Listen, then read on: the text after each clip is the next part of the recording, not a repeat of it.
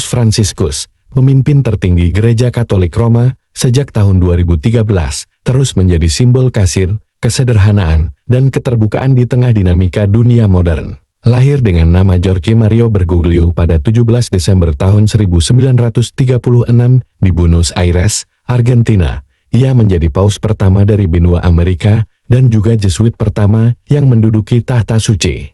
Sejak terpilih menggantikan Paus Benediktus XVI, Paus Fransiskus dikenal karena gaya hidup sederhana dan perhatian besar terhadap kaum miskin, imigran, serta lingkungan hidup.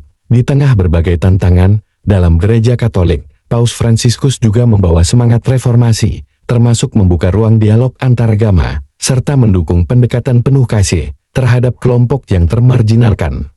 Paus Fransiskus bukan hanya pemimpin rohani, tetapi juga suara moral dunia yang menyerukan perdamaian, keadilan sosial, dan solidaritas lintas batas agama dan bangsa. Sejak terpilih sebagai paus pada tahun 2013, Jorge Mario Bergoglio, yang dikenal dunia sebagai Paus Fransiskus, telah mengukir warisan kepemimpinan yang menyentuh dimensi spiritual, sosial, ekologis, dan kemanusiaan.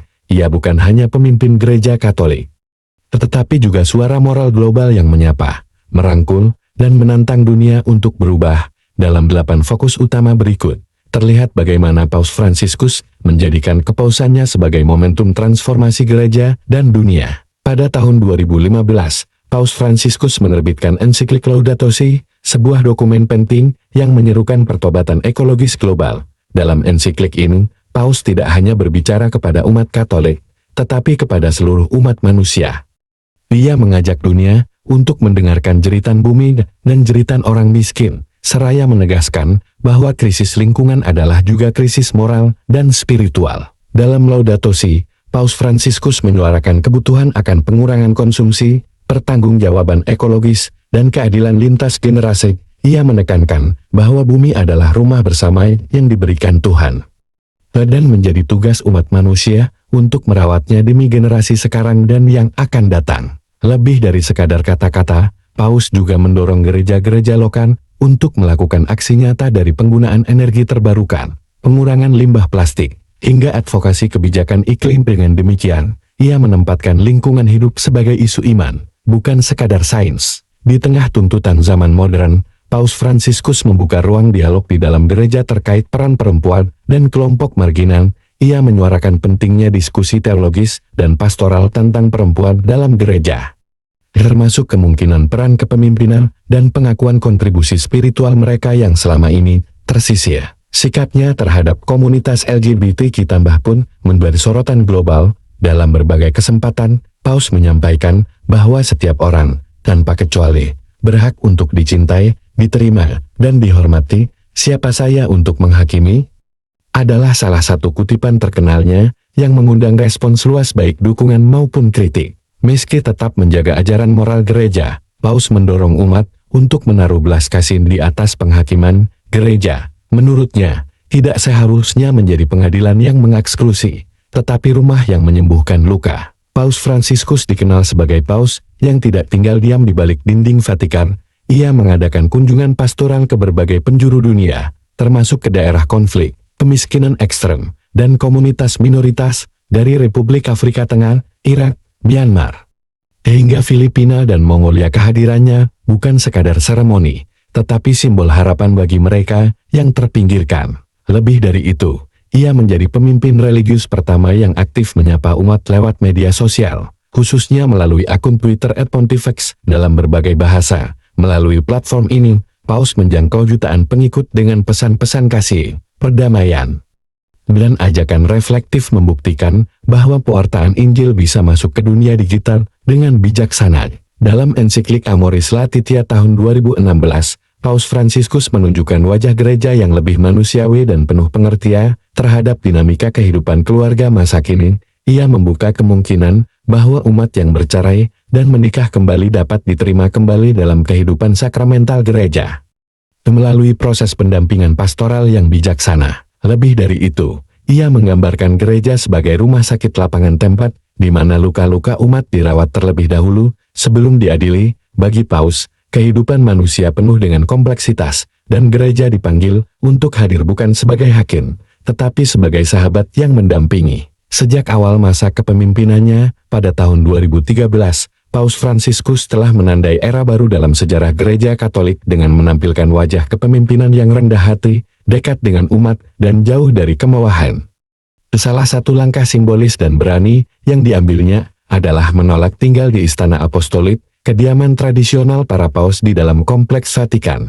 Sebagai gantinya, ia memilih Wisma Santa Marta, sebuah penginapan sederhana tempat tinggal para tamu Vatikan. Di sana, Paus Fransiskus hidup dengan gaya komunitas, makan bersama para imam dan tamu, dan meninggalkan kesan bahwa pemimpin rohani dunia ini bukan sosok yang terpisah dari umatnya. Langkah ini bukan hanya soal tempat tinggal, tetapi juga mencerminkan komitmen spiritualnya untuk menjadi pelayan, bukan penguasa. Kekuasaan sejati adalah pelayanan, ucapnya suatu kali. Ia ingin gereja menjadi lebih inklusif, terbuka, dan membumi, meninggalkan simbol-simbol feodal yang membuat umat merasa jauh dari pemimpinnya. Kesederhanaan ini juga terlihat dalam gaya transportasinya. Alih-alih memilih kendaraan mewah seperti limusin atau mobil anti peluru besar, Paus Fransiskus kerap terlihat naik Fiat kecil atau bahkan bus umum bersama para kardinal dan imam. Saat kunjungan ke negara lain pun, ia sering meminta kendaraan biasa dan tidak menginginkan perlakuan istimewa.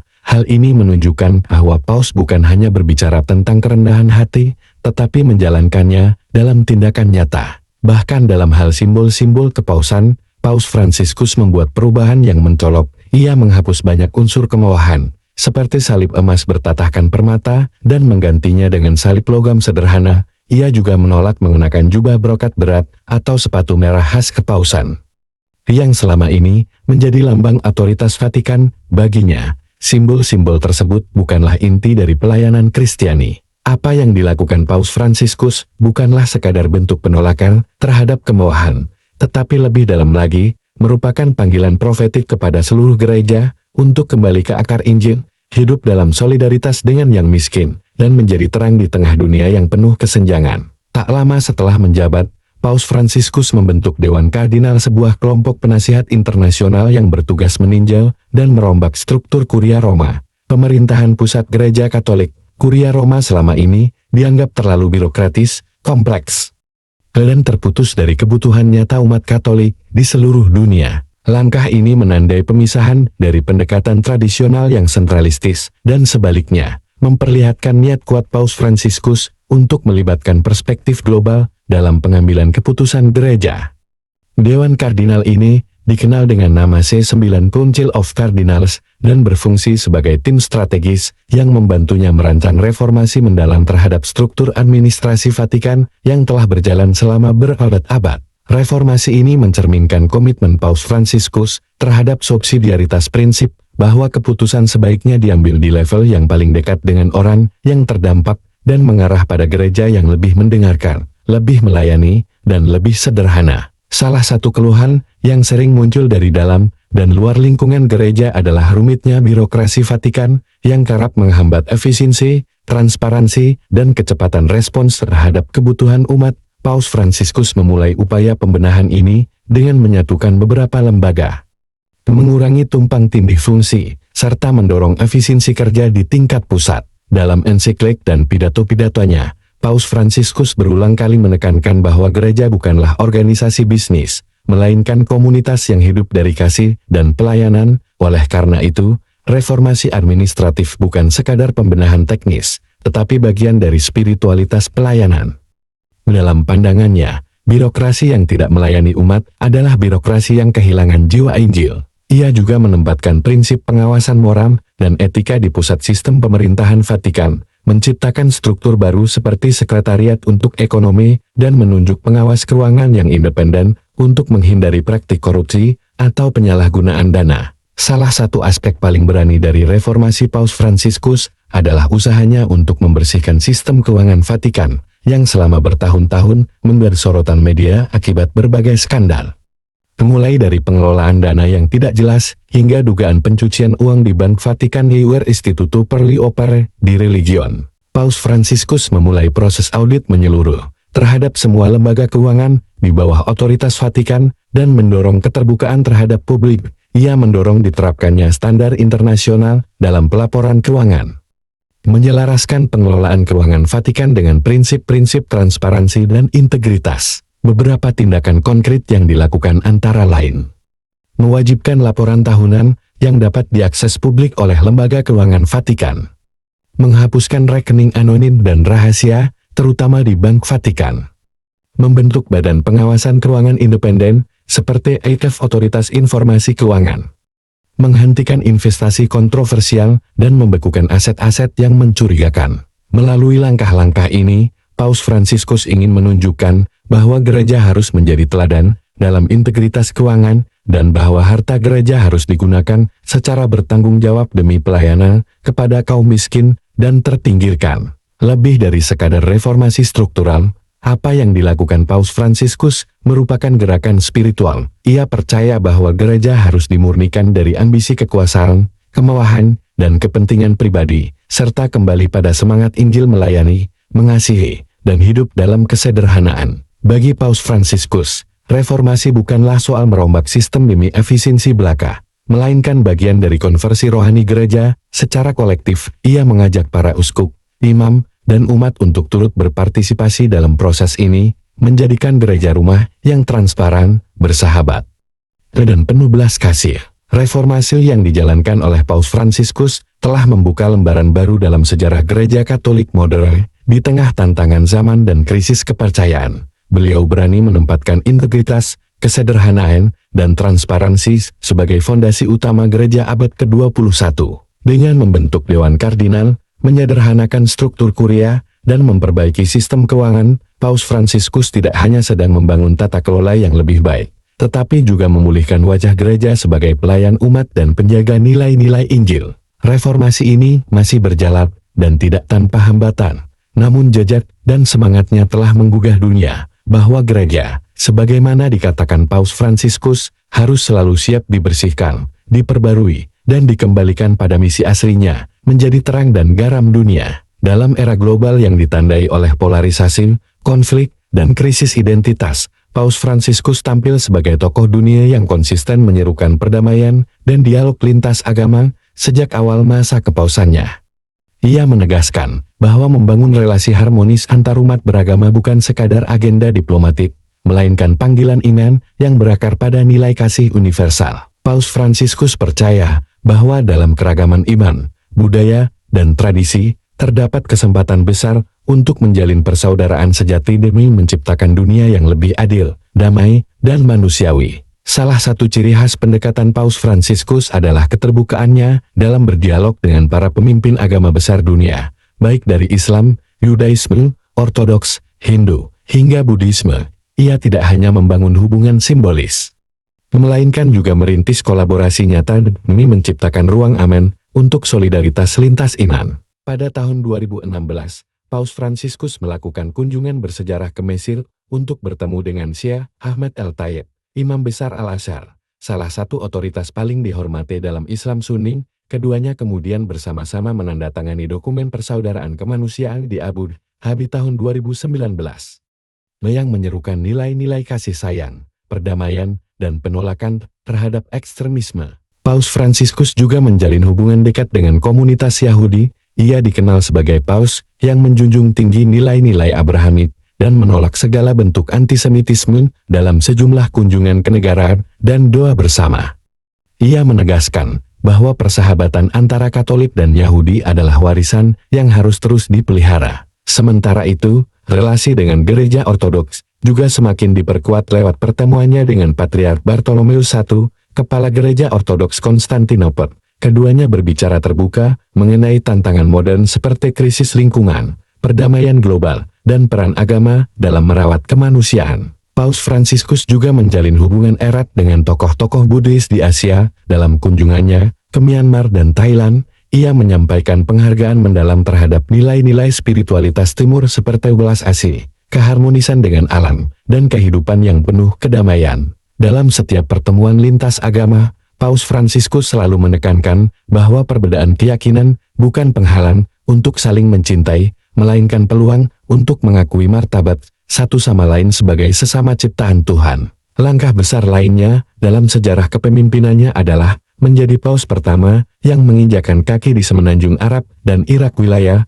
yang selama berabad-abad dianggap jauh dari jangkauan kepausan karena tantangan politik dan keamanan. Pada Februari tahun 2019, Paus Fransiskus mengunjungi Abu Dhabi dan disambut secara resmi oleh para pemimpin UE. Di sanalah ia dan Imam Besar Al-Azhar menandatangani dokumen persaudaraan kemanusiaan, sebuah deklarasi monumental yang menyerukan penghormatan terhadap hak-hak minoritas, kebebasan beragama, beserta penolakan terhadap kekerasan atas nama agama. Misa publik yang digelar di Stadion Zayed Sports City juga menjadi momen bersejarah. Lebih dari 180.000 umat Katolik dari berbagai bangsa hadir, menunjukkan bahwa bahkan di tanah mayoritas Muslim, semangat toleransi dapat tumbuh dengan kuat. Pada Maret tahun 2021, Paus Fransiskus melanjutkan misinya dengan mengunjungi Irak, negara yang selama bertahun-tahun dilanda konflik, persekusi terhadap minoritas, dan kehancuran budaya akibat kekerasan ekstremis. Ia mengunjungi kota-kota suci seperti Najaf dan Bu'er,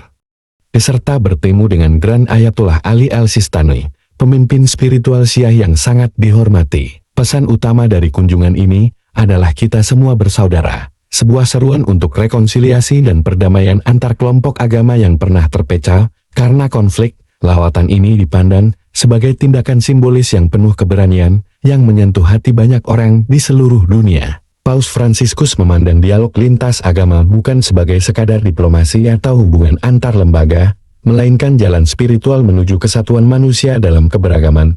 Ia menolak klaim superioritas agama apapun dan mendorong sikap saling belajar, saling mendengar, dan saling menghormati.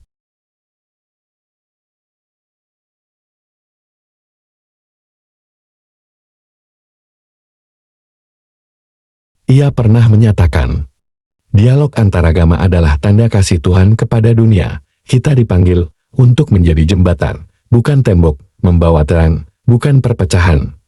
Melalui pendekatannya yang rendah hati, inklusif, dan penuh kasih, Paus Fransiskus telah menempatkan Gereja Katolik dalam posisi aktif sebagai agen perdamaian global yang tidak memaksakan doktrin, tetapi menawarkan tangan persaudaraan. Dalam dunia yang kian terpolarisasi oleh ketimpangan sosial, perang, dan pengucilan, Paus Fransiskus hadir sebagai suara moral global yang tak henti menyuarakan pembelaan terhadap mereka yang terpinggirkan. Kepemimpinannya mencerminkan wajah gereja yang berbelas kasih.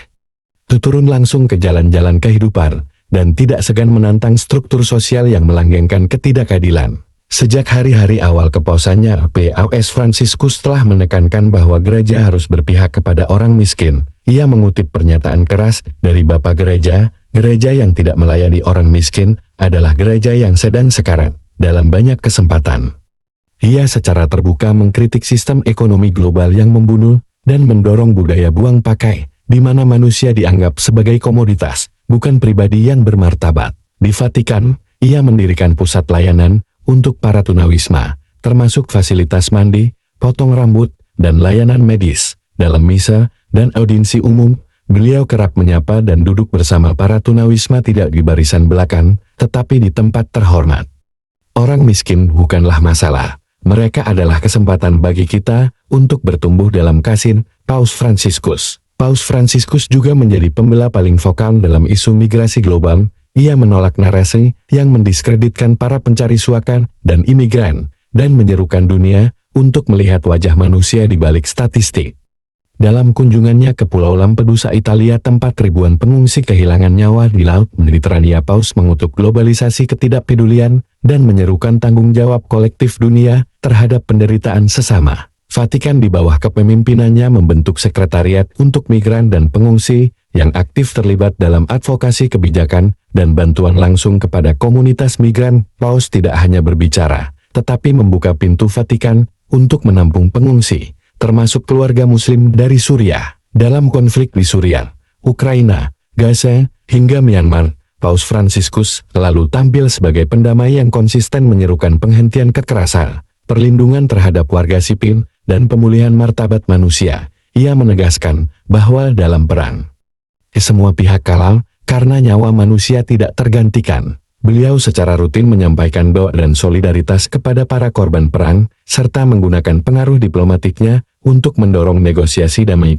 Ia juga mengundang para pemimpin dari negara yang berseteru untuk berdialog di Vatikan, seperti yang terjadi pada konflik Israel-Palestina. Salah satu pesan sentral dari kepausan Paus Fransiskus adalah, lebih baik gereja yang terluka karena keluar ke jalan, daripada gereja yang sakit karena terjebak pada kenyamanan dan penghakiman. Ia mendorong gereja untuk menjadi rumah sakit lapangan, yang pertama-tama merawat luka umat, bukan menegakkan aturan secara kaku. Dalam banyak ajarannya, Paus menekankan bahwa kasih adalah hukum tertinggi, lebih penting daripada penilaian terhadap moralitas pribadi seseorang. Ia mengajak umat dan pemimpin gereja untuk memandang iman sebagai jalan kasih, bukan kontrol, dan mengajak umat Katolik untuk membuka hati terhadap sesama yang terluka secara sosial, ekonomi, maupun spiritual. Dengan memperjuangkan isu keadilan sosial, Paus Fransiskus menghidupkan kembali misi Injil menjadi pembela yang kecil, suara yang dibungkam, dan harapan bagi mereka yang dilupakan. Kepemimpinannya membuktikan bahwa iman bukan hanya soal doktrin, tetapi tentang tindakan nyata yang membela martabat manusia. Lewat teladan hidupnya yang sederhana dan keberaniannya berbicara atas nama mereka yang tak bersuara, Paus Fransiskus telah menorehkan jejak kuat dalam sejarah gereja Katolik modern sebagai paus bagi semua orang, terutama mereka yang paling rentan. Dalam dunia yang tengah menghadapi krisis iklim, penurunan keanekaragaman hayati, dan eksploitasi alam secara membabi buta, suara moral yang kuat sangat dibutuhkan. Paus Fransiskus, melalui kepausannya yang progresif dan bernuansa spiritual ekologis, menghadirkan suara itu lewat ensiklik Laudato Si yang diterbitkan pada Mei tahun 2015. Dalam ensiklik ini, Paus Fransiskus menyampaikan refleksi mendalam tentang kerusakan lingkungan yang diakibatkan oleh keserakahan manusia, konsumerisme berlebihan, dan model ekonomi yang tak berkelanjutan. Ia menekankan bahwa krisis ekologi bukan hanya persoalan teknis atau ilmiah, melainkan krisis moral dan spiritual. Kita tidak mewarisi bumi dari nenek moyang kita meminjamnya dari anak cucu kita. Laudato Si. Paus Fransiskus menolak paradigma yang menempatkan manusia sebagai penguasa absolut atas alam, dan menegaskan bahwa manusia adalah bagian dari alam semesta yang saling terhubung. Ia memperkenalkan konsep ekologi integral, yang mengaitkan isu lingkungan dengan keadilan sosial karena dampak terbesar dari kerusakan alam selalu dirasakan oleh kaum miskin dan rentan. Laudato Si juga menjadi panduan moral bagi gaya hidup baru yang lebih sederhana, sadar, dan bertanggung jawab. Paus Fransiskus menolak budaya konsumerisme yang merusak dan mengajak setiap individu untuk mengurangi konsumsi yang berlebihan, menghindari pemborosan sumber daya seperti air dan energi, menerapkan gaya hidup yang berkelanjutan dalam keseharian. Ia menyuarakan pentingnya pertobatan ekologis, yakni perubahan hati dan pola pikir terhadap alam sebagai anugerah Tuhan yang harus dihargai, bukan dieksploitasi. Paus Fransiskus menekankan bahwa tanggung jawab ekologis bukan hanya untuk hari ini, tetapi untuk generasi yang akan datang. Laudato Si menyerukan solidaritas global antara negara maju dan berkembang, antara masyarakat kaya dan miskin, antara generasi sekarang dan anak cucu di masa depan. Ia mengkritik keras model pembangunan yang hanya mengejar keuntungan ekonomi jangka pendek dengan mengorbankan kelestarian lingkungan dan hak-hak masyarakat adat.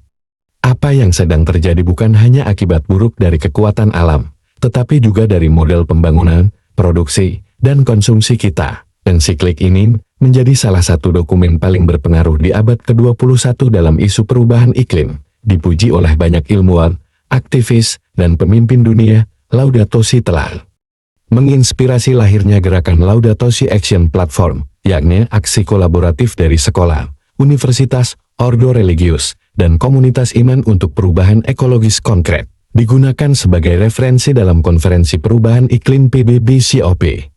Mendorong gereja-gereja lokal untuk terlibat dalam program-program pengelolaan lingkungan dan advokasi keadilan iklim. Melalui Laudato Si, Paus Fransiskus tidak hanya memperluas cakupan pelayanan gereja Katolik, tetapi juga mengembalikan peran spiritual dalam menjaga keseimbangan alam. Ia menyadarkan umat manusia bahwa perubahan iklim bukan sekadar masalah ilmiah, tetapi persoalan iman, moralitas, dan tanggung jawab bersama. Kepausan Paus Fransiskus tidak hanya mencerminkan keberpihakan pada kaum miskin dan isu lingkungan, tetapi juga menunjukkan langkah-langkah progresif dalam menjadikan gereja Katolik lebih inklusif dan manusiawi dalam konteks dunia yang berubah dengan cepat, di mana isu identitas, kesetaraan gender, dan martabat individu menggait sorotan global. Paus Fransiskus hadir sebagai figur yang membuka ruang dialog dalam institusi yang selama berabad-abad dikenal konservatif. Salah satu inisiatif penting Paus Fransiskus adalah mendorong peran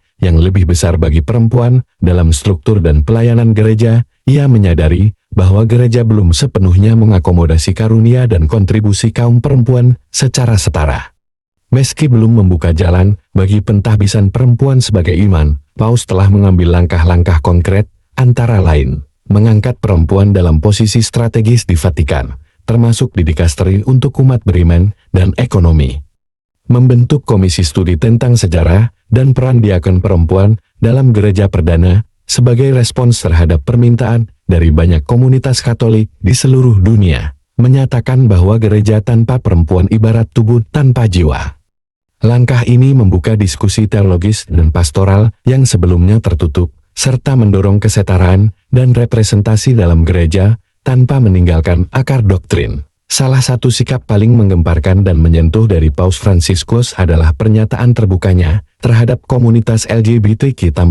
Dalam banyak kesempatan, beliau menekankan bahwa semua manusia, tanpa kecuali, berhak dikasihi dan dihormati, sebagaimana mereka diciptakan oleh Tuhan. Paus pernah berkata secara eksplisit, jika seseorang adalah gay dan mencari Tuhan, serta memiliki niat baik, siapakah saya untuk menghakimi? Walau tetap mempertahankan ajaran gereja yang menyatakan bahwa sakramen pernikahan diperuntukkan bagi pria dan wanita, Paus membuka pintu diskusi pastoral yang lebih inklusif. Ia mendukung perlindungan hukum sipil bagi pasangan sesama jenis, dan mendesak agar komunitas LGBTQ+ tidak dikucilkan dari kehidupan iman.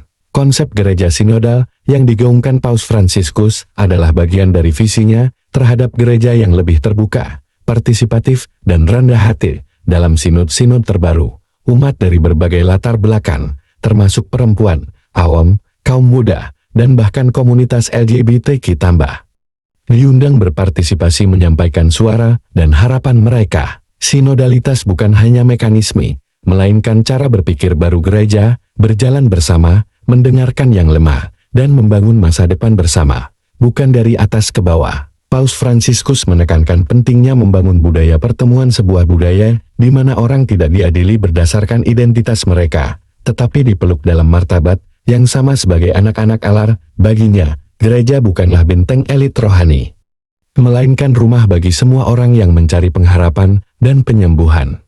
Gereja harus menjadi tempat kasih, bukan penghakiman, rumah sakit rohani yang menyembuhkan luka, bukan gedung pengadilan yang menghukum. Sebagai pemimpin gereja Katolik dengan umat tersebar di seluruh penjuru dunia, Paus Fransiskus memahami pentingnya kehadiran yang nyata, empatik, dan membumi. Sejak awal masa kepausannya, pada tahun 2013, ia menunjukkan bahwa menjadi paus bukan hanya soal memimpin dari Vatikan, tetapi juga hadir di tengah umat, terutama mereka yang hidup dalam penderitaan, konflik, atau keterasingan. Paus Fransiskus telah mengubah paradigma kunjungan pastoral menjadi tindakan solidaritas dan keberanian moral. Ia memilih mengunjungi negara-negara kecil, miskin, atau dilanda konflik, yang seringkali tidak menjadi prioritas dalam agenda pemimpin global lainnya. Beberapa contoh kunjungan bersejarah yang memperlihatkan komitmen ini. Republik Afrika Tengah tahun 2015, di tengah situasi perang saudara, Paus Fransiskus mengunjungi masjid utama di Bangui dan menyerukan perdamaian lintas agama. Myanmar dan Bangladesh tahun 2017, ia hadir di tengah krisis pengungsi Rohingya dan menjadi tokoh agama besar pertama yang secara langsung bertemu dengan para pengungsi. Irak tahun 2021 menjadi paus pertama dalam sejarah yang mengunjungi negara itu. Ia mengunjungi reruntuhan kota Kunur, tempat kelahiran Abraham, dan bertemu dengan komunitas Kristen yang nyaris punah akibat kekerasan ISIS. Kolombia tahun 2017, Mozambik tahun 2019, dan Mongolia tahun 2023, semua menjadi simbol dari pendekatan yang konsisten. Gereja harus hadir di tempat yang dilupakan dunia.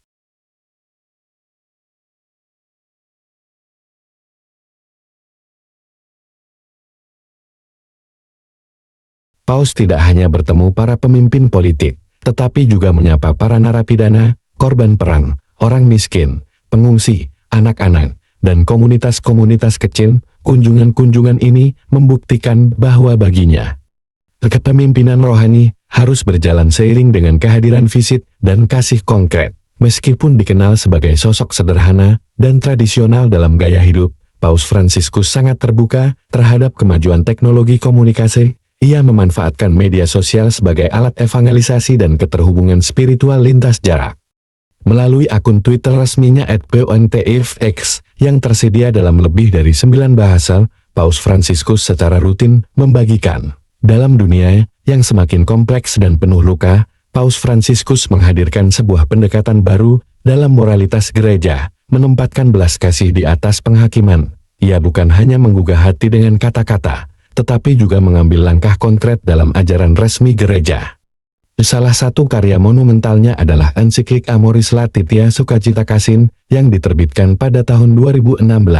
Amoris Laetitia adalah hasil dari 2 sinod tentang keluarga tahun 2014 dan tahun 2015 yang melibatkan para uskup, teolog, dan umat Katolik dari berbagai belahan dunia. Dalam dokumen setebal lebih dari 200 halaman ini, Paus Fransiskus membahas realitas keluarga modern dengan kejujuran, kelembutan, dan keberanian. Dokumen ini mengakui bahwa tidak semua keluarga hidup dalam situasi ideal, menekankan bahwa kasih sayang, pengampunan, dan pertumbuhan bersama lebih penting daripada kesempurnaan hukum, menyatakan bahwa umat Katolik yang bercerai dan menikah lagi perlu didampingi secara pastoral dan dalam beberapa kasus dapat diterima kembali dalam kehidupan sakramental. Meskipun Amoris Laetitia tidak secara eksplisit mengubah doktrin gereja, dokumen ini membuka ruang refleksi pastoral bahwa hukum harus berjalan seiring dengan pemahaman dan pengampunan.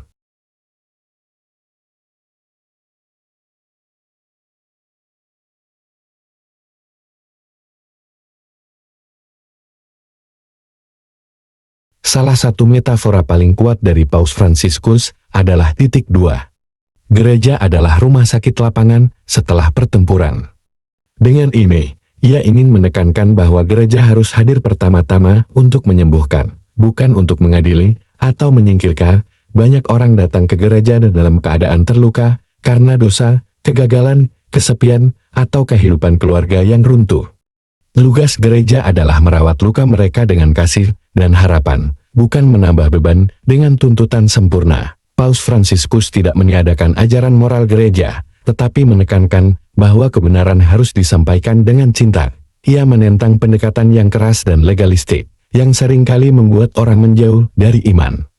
Yang dibutuhkan gereja saat ini adalah kemampuan untuk menyembuhkan luka dan menghangatkan hati umat beriman. Baginya, belas kasih bukan kompromi, melainkan manifestasi terdalam dari kasih Allah. Maka dalam penggembalaan umat, gereja perlu mendengarkan, memahami konteks hidup umat, dan berjalan bersama mereka dalam perjalanan iman apapun latar belakang mereka.